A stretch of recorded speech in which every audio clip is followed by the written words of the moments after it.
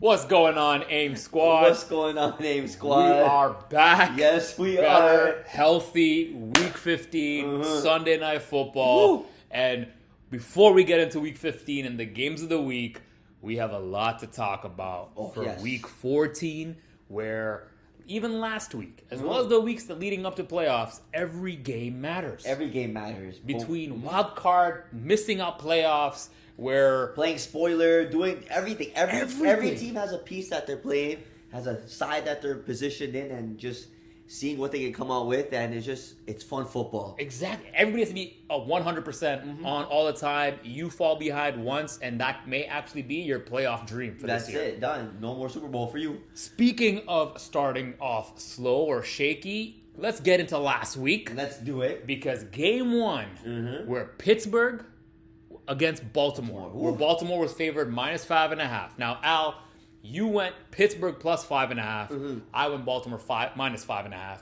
We obviously know what happened. Pittsburgh came out and just won the game. Yeah, Aaron Rodgers came out with that belt.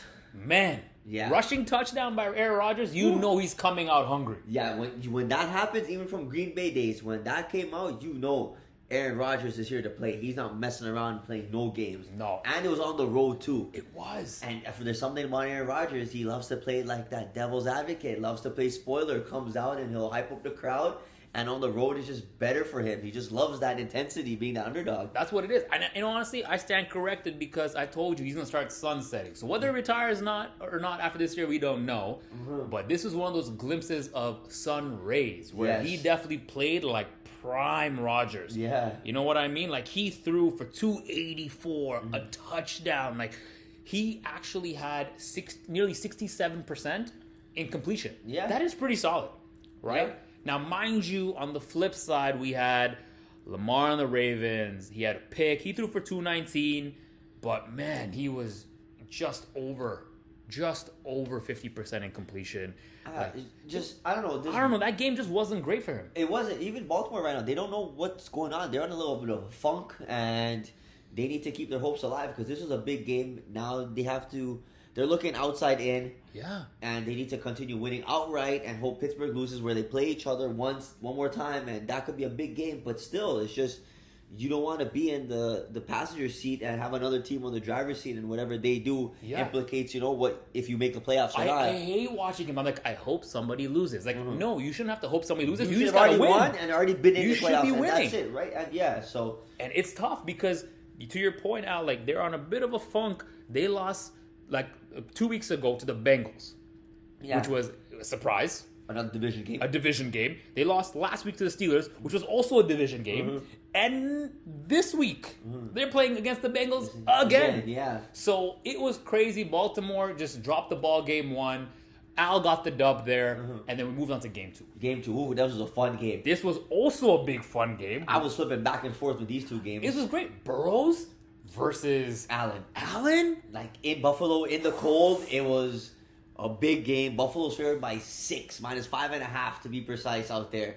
And what did Cincinnati do? Came out the gun, and they just came out and they just started pounding Buffalo. Like, they were up big coming out. They came out swinging. They came out hot. Buffalo had no answer. And then second half, the fourth quarter is where everything changed. Yeah, everything changed there. Allen scrambled for a touchdown. The defense for the Bills picked up. He threw for another touchdown, put the exclamation mark. Honestly, I know Bengals lost. But we said sprinkle some money. Like, they were there. They were there. They should have won this game.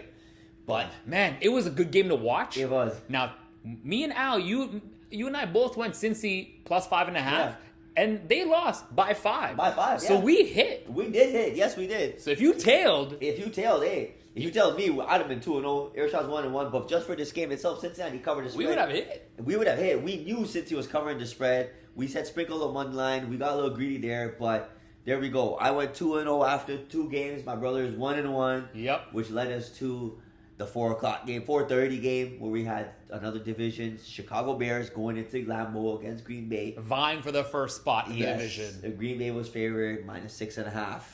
And what happened there? Well, man, it was Green Bay defense is elite. Like, we know they're out here. And we said from the get-go, from week 1, before even NFL started, where we said which teams to look out for, we said the Green Bay Packers is a team to look out for in that Most division. definitely. And after they got Parsons too, we said they're going to be a dangerous defensive team. And they showed it. Chicago is here where they run it down your throats.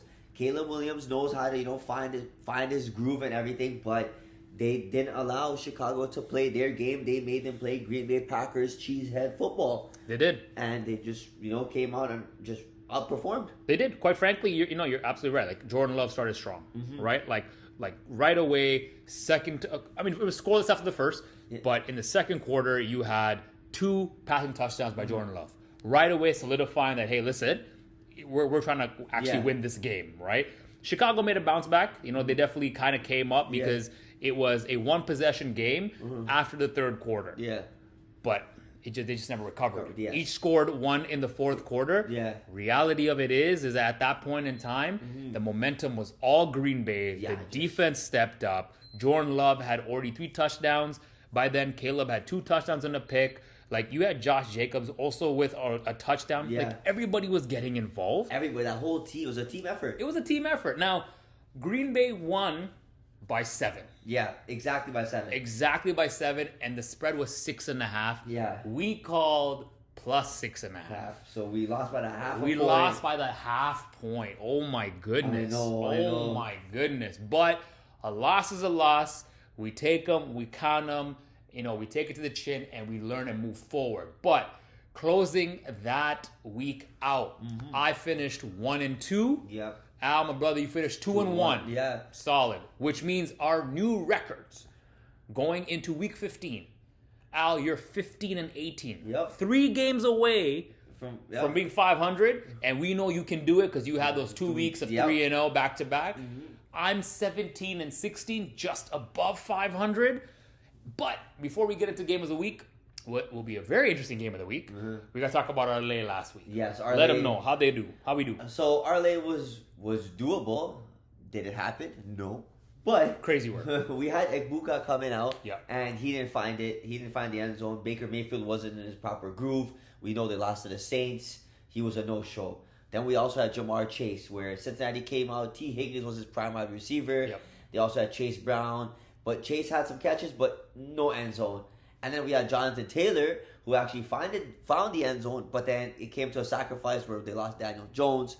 So that was a big one. So we got 1 out of 3. Took a loss there, but week 15 I'm excited for, though. Week 15, let's get into it. Without further ado, let's do it. Shake it off, and let's go. So week 15, game of the week. Woo. Starting off with game number 1 at the 1 p.m. hour. We have, as we mentioned and alluded to earlier, a rematch from 2 weeks ago. Yep. A divisional match, where things get interesting if Cincinnati actually wins. Yes. Baltimore visiting the Bengals, where Baltimore is favored this time only by -2.5. -2.5. On the road, too. On the road. So, let's get into it. Game of the week number 1. Al, let me throw it to you first, brother. What's your take? Let's keep it simple. You play your division team twice every year. You lose one, you got to win one. Yeah. 2.5 points. Again, it's a field goal game. We know Baltimore has had their issues kicking and not finding the points. Cincinnati came off a horrendous loss where they were up against Buffalo going back home. Cincinnati is 3 games out of playoff spot or for the division with Pittsburgh. I just feel that either Pittsburgh is going to win the division, but I feel that Joe Burrow and them, it's a little too late. Yeah. I think that their firepower is running. I think Baltimore needs this more. I don't see Baltimore and maybe even perhaps KC not making playoffs. That's going to be a big one. If Cincy does go and make the playoffs, watch out for them. Don't get me wrong. No disrespect to them, but I just feel Baltimore is hungry. Losing 2 division games back to back, you're not losing 3 division games in a row. 3 points late for me. Baltimore wins by 3 or more. I think it's a field goal game. But yeah, give me Baltimore money line. They need to keep their playoffs alive. Lamar Jackson, let's go get it. Look, I you know what? I like the call. Been bullish on the Baltimore offense. I definitely think they're Super Bowl contenders. A little shoddy as of late, but it's interesting because Joe Burrow's coming back with a vengeance. Okay, now I still know he's still dealing with that turf toe and kind of dealing with that, but he's out here. He is. Yeah. He's out here. Like this, you got to keep in mind that technically on paper, the Bengals are not out of playoff contention. A lot of things have to go right for them to make it. Now, do I think they'll squeak away? I really, really kind of do. Yeah. That, they do make their way there. Kind of rooting for them a little bit.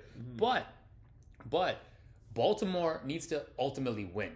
Now, do I think they'll win? Sure. I don't think they'll cover for a couple of reasons. Look, Burrow is a solid quarterback. In his games back, he's not only won, he's dominated. And the games he's lost, he's definitely had a great showing up last week against Buffalo. He did, in the very, very cold. But you got to keep in mind, as a dog, which he is, Burrow is 21-11 again as a starter in his career. Okay? When Burrow closes as a dog, an underdog of 3 points or more, he's 19-3. So in this case, he is 3 points. He does, yes. Right? It's 3 points for sure. More. So I think it does. It's interesting when you look at it that way. Let's look at Lamar Jackson here for a second. We know some of the struggles that they're going through. I'm not looking at Cincy as a team this season because I think it's unfair. Yes. Because Burrows was gone for a good chunk of it, right? But when you look at Lamar Jackson, okay, Lamar Jackson is 7-14 against the spread against teams that allow over 24 points per game, right? So when you look at it from that angle, he's almost twice as likely not to cover. Yes. One. Second thing, as a favorite of 3 or more points in this position, he is 2-14 against the spread.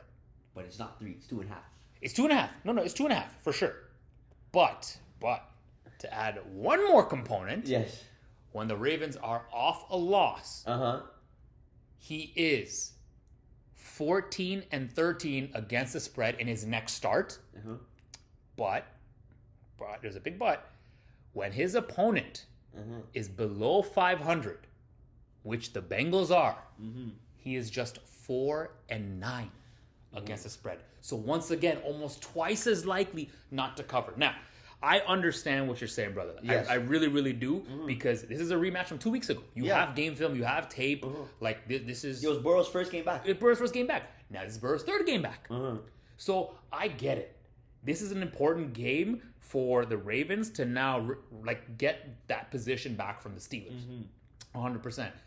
But Burrow's as well, it's an important game because if those magical things go right and they start winning, and they are able to claw back into wild card, he will go down as one of the most impactful players, not only of this season, but arguably of this generation. Oh, for sure. 100%. To bring your team back from well below 500. And you didn't even play. You didn't even play. And you came back. Wild card. Yes, things have to happen for you to get there. You got there. And once you're in wild card, then it's one game. Yeah. One game at a time. And right now, since one game at a time, they've been performing. Even win or loss, but they've been performing. They've been keeping it close. So look, they covered Joe Burrow's first game back. They covered Joe Burrow's second game back. And now Vegas is smart enough to bring the spread down to less than a field goal. Yeah. But I still think Bengals will keep it close, especially at home. Yeah. Especially at home. They're going from cold Buffalo. To cold Cincy. To cold Cincy. But it's home. But it's home. They're coming home. But it's home. So yes, I think it's going to be very important that Baltimore has to win. They're going to have to show up. Derrick Henry's got to be on 10. The whole team. Everybody's got to be on it. But since he's not going to take this lying down, so I don't know if they're going to win or not. I don't know. But I don't think they're going to win by more than a field goal. I think they'll keep it close. Like a game, 1 point game. Like a 1 point game or something like that. So or a mixed extra point. Mixed extra because it's, once again, Cincy, outdoors. Yeah. You never know.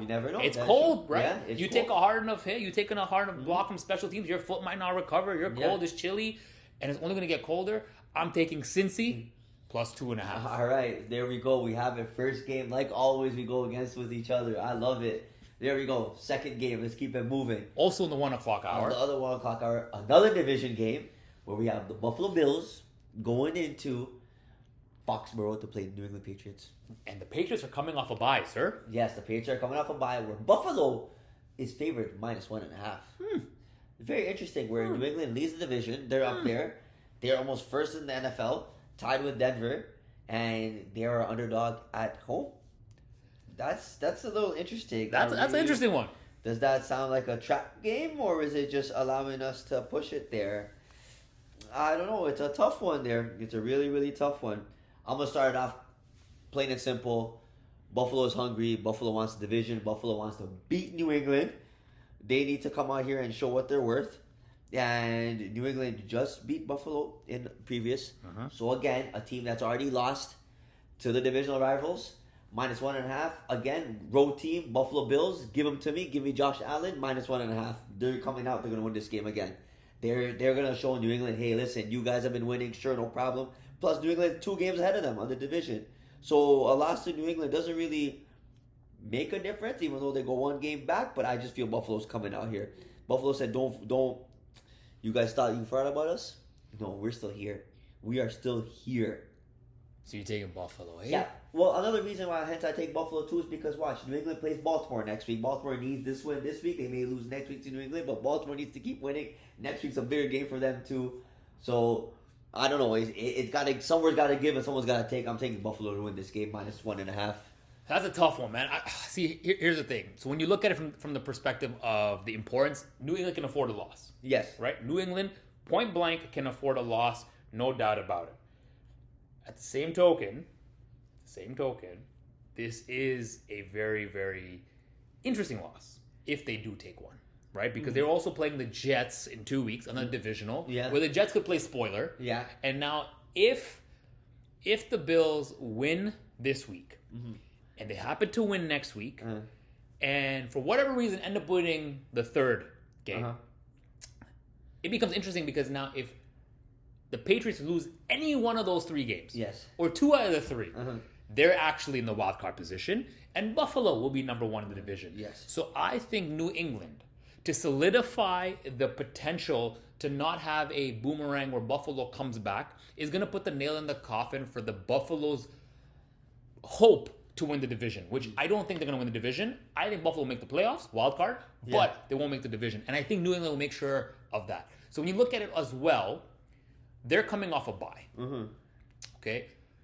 The coach, Mike Vrabel, is 6-1 against the spread off a bye week as a head coach. Okay? Now, mind you, this was at the Titans. Yes. Right? This is the Titans. But this is interesting because when coming off a bye in the regular season, Vrabel is 6-0 against the spread. Okay? Where this is where things kind of get a little interesting. Okay? When you think Buffalo, New England, right away your mind goes to what? The GOATs. Allen versus Brady. Yes. Right? But here's what's funny. Drake May's 3-0 against the spread versus Josh Allen. 3-0. Okay? Now, I'm not saying New England's going to win this game. Although I do think, actually, no, I am saying, I think New England's going to win this game. All right. Okay, I am saying. So by definition, the +1.5 is going to happen. But if they lose, once again, it's not going to be a big like win, a blowout. a blowout by Buffalo. I think New England's going to keep it there. Drake May knows what he's doing, and there's a difference between a fluke, and there's a whole saying, right? First game is fluke. Yes. Or second game is luck. Yes. Third game is skill. Yeah. Reality of this game is that they're 11-2. They are 11-2 in the AFC East, and arguably They're the most best team in football. they're the best. Quite frankly, You could say that. they are tied. They're 11-2. Denver Broncos are number 1. They're 11-2. Yeah, they're tied for the best football record. Yeah. Like this is a solid team. So reality of it is you can't discount these guys out. You simply can't. No. So I'm taking New England. All right. +1.5 because also, yes, I will give Josh Allen his flowers. You know, like the reality of it is, like he's a good player. We know this. Yes, we know this. Okay, but when you look at it from the perspective of the Patriots, their quarters, they are dominating. In second quarter and third quarter, they are dominating. It's where they come on and just. It's where they come out and play. Yeah. So Buffalo needs a quick start, but they get the home court advantage with New England. Right? This would be something whereby I think Buffalo has to come out swinging, but the reality of it is I don't think that's just going to be the case, right? It's going to be a close game, but I think the reality is with the coach's skill set, clearly Mike knows what he's doing when he comes off a bye. Clearly knows, yes. Clearly. Like he's cooking up something in the lab, allow the man. But now, we have New England's going to capitalize on that. Buffalo might keep it close, but I'm calling New England. Right. I'm rocking. Hey, this is Drake's team now. Drake May's team. This is Drake May's team. No more Brady. Brady who? Yeah, it's a new exactly. era of the Patriots, and I think New England's going to take that. So New England plus 1.5. I think, my brother, you and me are going against each other again. Oh, wow. All right. Big implications to our record. But there we go. You guys have it right there. Now we go to our third and final game. This is not a divisional game, but this is a big game. This is a matchup of a trade that happened a few years ago. Probably the best trade for both teams. Best trade for both teams, yeah. Both quarterbacks, swap teams. Where you got the Detroit Lions going into SoFi to play the LA Rams, where the Rams are favored -5.5. This is a big game. Big game. Big game, especially for the Detroit Lions. They need to come out here and get a W, still have pace for the division, and still have a run for the playoffs. Where the Rams, on the other hand, are top of the NFC there, but at the same time, they also play Thursday on a short week for the division game. So that game is implicating a lot more. For me, short weeks also mean teams look ahead to that game, which is more important because division than in the same conference. 5.5 points, too many points. Detroit Lions, they need it.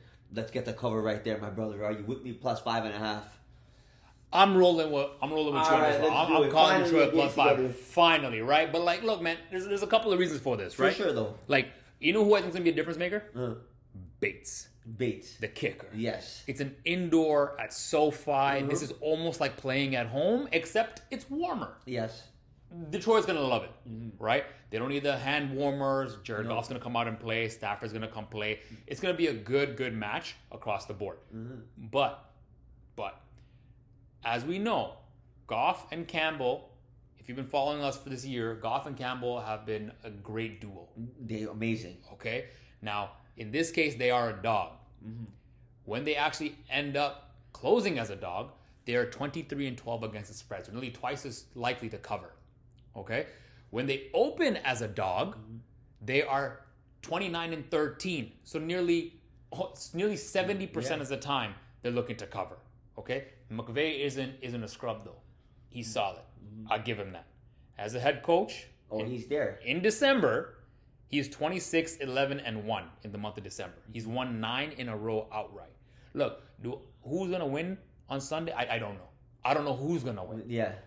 But one thing I'm going to tell you is Detroit is covering plus 5.5. Oh, for sure. They are going to be a solid defense as well as offensive showing. And it's going to be that they're both playing at home. But it's going to come down to Bates, whereby indoor, he has a leg. We all know it. He's capable of it. But I think when you look at the fact that Lions are coming off a loss, they're 14-1 coming off against the spread, coming off a loss in their last 15 games. 15. No, they won last week. Oh, they won last week. Yeah, they won last week. So now here's the thing, though. But here's the thing. We know that when they have a duo like this, they're going to come out because they're opening as a dog. Yeah, they're opening as a dog. They're opening as a dog. Yeah. So the fact of the matter is that we know when they come off a loss. Yeah. Right? They're hungry. Right. And now you're coming as a dog? You're coming off as a dog, but when they come off a win, they're 28-17-1. So there you go. There is an overwhelming majority that they're going to cover. And especially given the fact... Well, another thing, too, we can also put it together, because we're writing this together. They've lost 4 in a row against the spread entering this game. So they haven't covered the spread in 4 games, but they're 28-17. I guess before that, they were, 28-13-1, which means they were absolutely amazing covering the spread or against the spread. 4 losses, they don't take a 5th one. We know they're going to cover plus 5.5. And once again, we said it too, right? Look ahead game for the Rams against the Seahawks. You're playing a divisional game on a Thursday.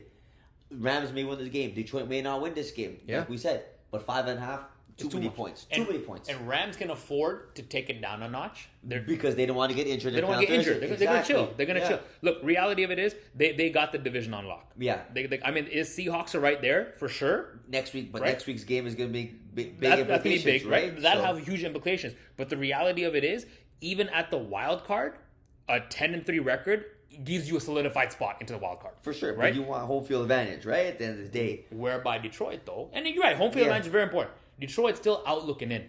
They know every game is a must win. For sure. They have to win. But you know what? I think it's going to be a clash. I still think the Rams are still might actually come out and pull out. But I don't know. I think so in a sense because then Detroit still has 2 more division games after. So they might come out sneaking division. And through the division that way. We go through that way where the Rams are going to be like, we want home court. Hey, so, you never know. It could go either way, but all that we're trying to convey is it's going to be a close game, and Detroit's going to keep it close at plus 5.5. There we go. Finally, a game we're riding together, plus 5.5. I'm going to love watching this game. This is going to be a fun game. It's going to be fun. But before we end week 15... we got to take a piss off to the kitchen to let them know what we've been cooking. We got to make a stop, make the kitchen. It smells so good in here. Let's get right into it. 3 touchdown scores. Irshad, tell them what we did this week. So we are going to be taking the momentum that this individual had from last week and from our game of the week, number 3. We have Jahmyr Gibbs. Yes. Oh, Jahmyr Gibbs. He's going to find pay dirt. He's going to find touchdown. At least one. At least one. At least one, given that the over-under of the game is 55.5. Yeah, so he's definitely getting He's getting one of them. He's getting one. For sure. Who do you got number 2, Al? Number 2, Buffalo Bills. Josh Allen had a big game, but James Cook was quiet. We got James Cook going against New England. He's going to run all over them and find the end zone right there, too, for us. That's it. That's number 2. And also from our game of the week, these actually happen to be all 3 games of the week. But we did it backwards. We did someone who we've expected to get a touchdown, but it's been super quiet since the return of his quarterback. We're going bullish with him again. Yes. Jamar Chase. With that banged up Baltimore defense, whatever it is, Jamar Chase finds the end zone for us. And at home. They're at home. home. At home too, yeah. Who doesn't want the 1-2 duo back at home? There we go. So we got the Triple J parlay where we got Jamar Gibbs, James Cook, and Jamar Chase. There you go. Lock it in for 4.5 times your unit. There you go. 2 running backs, 1 wide receiver, all of which we all know can easily find pay dirt. There we go. There you guys have it. Let's recap week 15 for you guys. We got 3 games of the week. Baltimore, Cincy. Baltimore's favored by 2.5.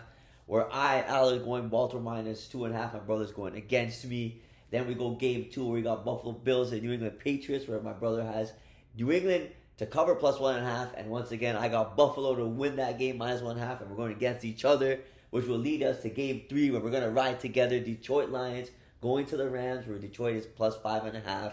And Airshot ended off with the Cook parlay we had. And then to close out the props, we have anytime touchdown. Jahmyr Gibbs from Detroit, James Cook from Buffalo, and Jamar Chase from Cincy for a whopping 4.5 times your unit. There you go. Ladies and gentlemen, that is week 15. Yes, week 15. Airshot disclaimer. And of course, we want you guys to ride with us till the Super Bowl. Yes, please. So please, of course, like us, follow us, all of that. But please bet what you can afford and obviously have a good time. We want to make sure they're kicking with us to the very end.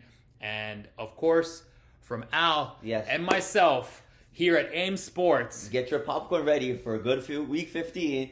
We'll see you guys week 16. Peace.